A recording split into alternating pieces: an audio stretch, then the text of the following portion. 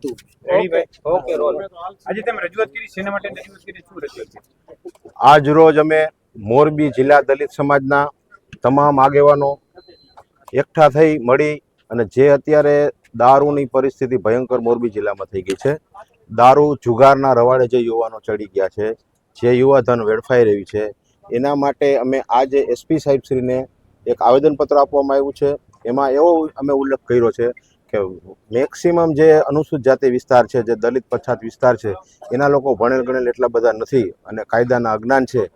જેના કારણે આ દૂષણ અમારા અનુસૂચિત જાતિ મહોલ્લામાં ખૂબ જ પ્રમાણમાં વધી રહ્યું હોય। અમે સાહેબને એ કહેવા માટે આવ્યા છે કે અમારા જે અનુસૂચિત જાતિ વિસ્તાર છે એમાં અમારું યુવાધન બરબાદ ન થાય, અમારી બહેન દીકરીઓ વિધવા ન થાય, એના માટે થઈ અને આ વિસ્તારની અંદર ખાસ એક કોમ્બિંગ કરવામાં આવે અને આ વિસ્તારમાં જે દારૂનું વેચાણ છે, ડ્રગ્સનું વેચાણ છે, એ તાત્કાલિક અસરથી બંધ કરવામાં આવે, દારૂબંધીના કાયદાનો સખત અમલવારી કરવામાં આવે એવી આજ બધે અમે દલિત સમાજના તમામ પક્ષના અમારા સિનિયર આગેવાનો સાથે અમે એક આવેદનપત્ર આજે આપ્યું છે।